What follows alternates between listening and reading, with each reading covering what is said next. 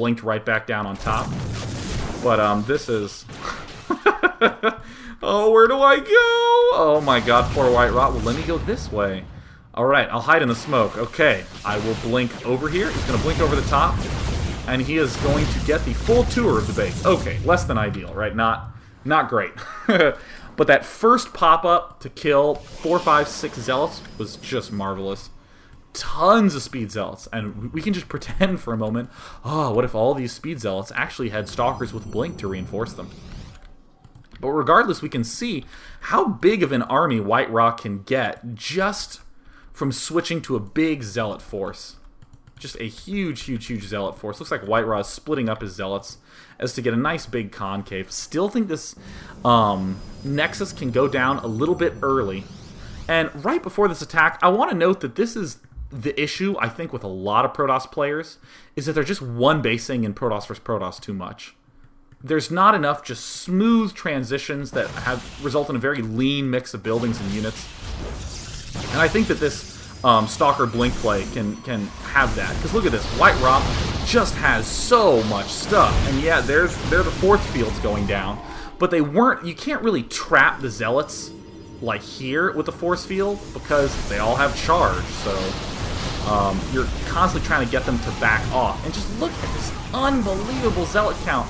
I mean, by the way, Immortals are really bad against Zealots. The things that are great against Zealots are just having a lot of stuff and Colossi in general.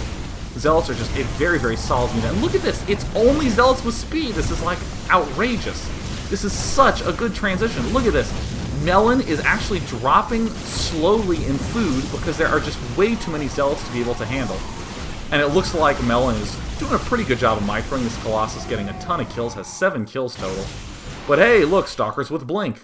Would be able to get up there, a little bit small in the numbers, decides to back off. Melon continues to push forward. Here come a whole bunch more Zealots. But then look at this, nice little mix. This is this amazing mix that I was talking about earlier, where Zealots with speed, plus Stalkers with Blink. Look at that, just blinking right up. See you later, Colossus. And what do we have? We have a bunch of Stalkers that won't really be able to micro against the Zealots with charge, and will not be able to really micro against the Stalkers with Blink. So I'm very curious to see the way that White Raw plays this game out, because I actually have not seen the end of this game. I just made sure that there was at least a constant theme to this daily before I progressed on with it. But let's actually just speed through the rest of this game, because there is one more game that we need to be able to look at. But still, you know, at this point, White Raw really could have gotten that expansion up a lot earlier. And here's another neat transition after you're making all these Zealots. Get a Templar Archives, and then just start getting some Archons. This is a unit I love making fun of. This is probably my favorite unit to make fun of in all of StarCraft, followed closely by the Ultralisk. But Archons are great because it's a very, very cheap mix you can produce out of a lot of unit-producing structures going Zealot Archon. And your Archons plus your Zealots will just roast your opponent's Zealots. And then you can easily just track down anything else that he has. So here come yet more units there, more High Templar, to be able to morph into another guy. I probably would have preferred to feed back those sentries first. But I'm actually curious to see how this will go, so I unfortunately will have to speed this up, because I do want to be able to get to this last game very, very quickly. But, oh god, you see all those Zealots just get eaten alive? And with Charge and Blink, you literally cannot ever engage this mix with a slower army, unless your slower army is huge. Because if your slower army ever has to retreat, everything is going to get picked off on the way home. Look at White Raw just following everything back. These Stalkers are going to try to run. There's another charge coming up there. I mean, the Archons are the one thing that's really slowing this down. I think this is smart, though, that White Raw pulls back, kills this pylon. Melon trying to be able to pick something off. But with so many Zealots being made, oh man, White Raw really needs to expand, too. But Archon's a little bit better than I like to give him crap for, but still will always be the #1 unit in my heart to trash on.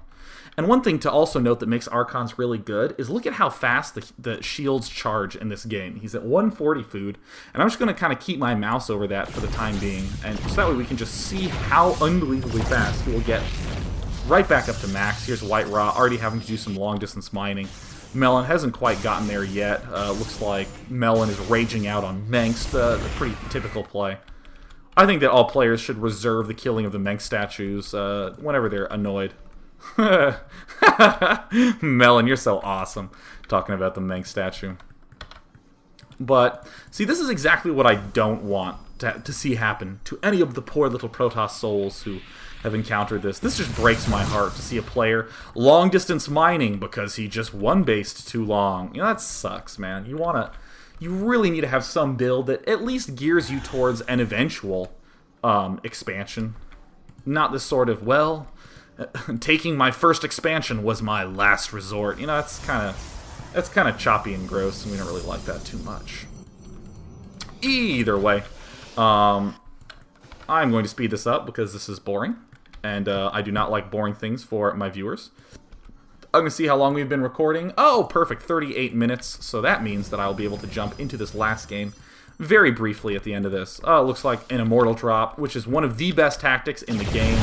If you can ever incorporate an Immortal Drop in, you are awesome. Immortal Drops are generally good when you do not lose every single piece involved in the Immortal Drop. But either way, very, very good tactic here. Just pulling away from the front, so that way he can attack the front, and then just retreating. Easiest thing in the world, and I think it's pretty clear for anyone that Melon really has to do some sort of desperation attack if he wants to stay in this game. So we will speed up to the point of desperation, because I would like to reiterate, I really want to watch this last game. But oh god, the Zealots with speed are so fast. The Zealots with speed might be my favorite unit in the game. They're just so awesome. And even the mighty Colossus that you would ideally like to be kiting with just cannot move fast enough, so it gets taken down.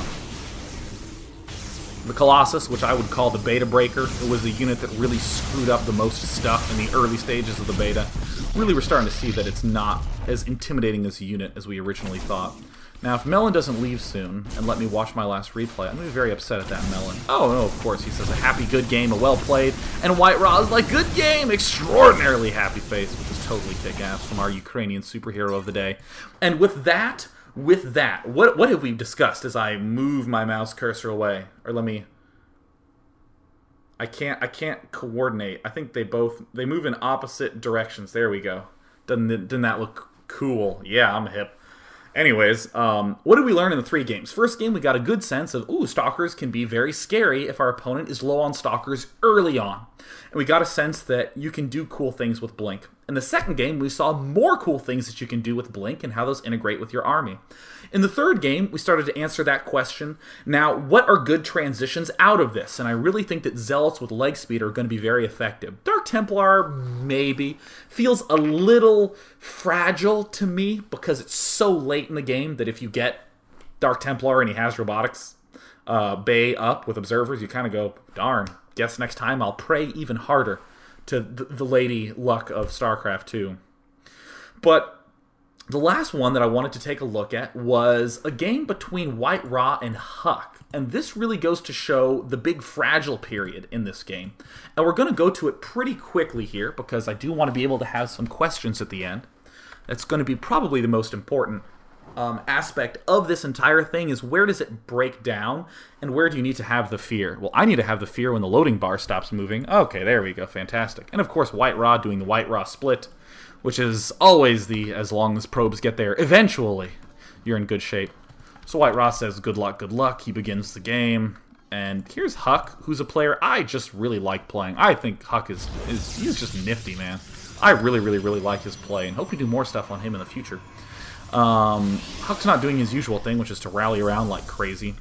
And we're going to ignore White Ra, because we have seen him open Stalkers with Blink, and that's pretty much what he's going to do. And we're instead going to focus a little bit more on Huck. Notice he's getting very late Gateway on 14, very late Gas on 15. And we're going to stay focused here for just a little bit. Just going to blast through this so we have time for questions, but it's very important that you see this in action. You see how vulnerable Blink Stalkers can be in the mid-game. Huck already setting up a nice little wall for himself. He made the Cybernetics core, and he is also getting the Assimilator while the core is making. He's spending a lot of his Chrono Boost just on these probes. Look, making an even tighter wall. And see, this is what I was talking about, is increasingly the standard in this matchup. Not increasingly the standard, but what has been standard for ages and ages hence, is to get a Zealot instead of a Stalker first. And then to get the Warp Gate very, very, very fast, and to get more gateways very quickly. And how do you deal with this? Well, you just make more gas-heavy units, so you end up making more sentries, which is exactly what we're going to see. Looks like Huck is continuing to poke around. Here comes more gateways coming up.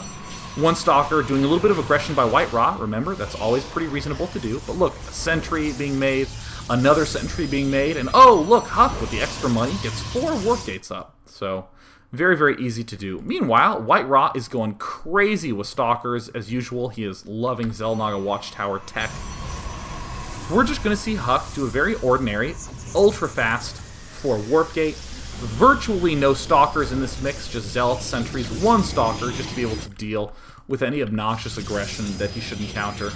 But White Rot is getting the blink very, very, very fast. And notice that his Twilight Council only finished just about now. But going to the food counts, look at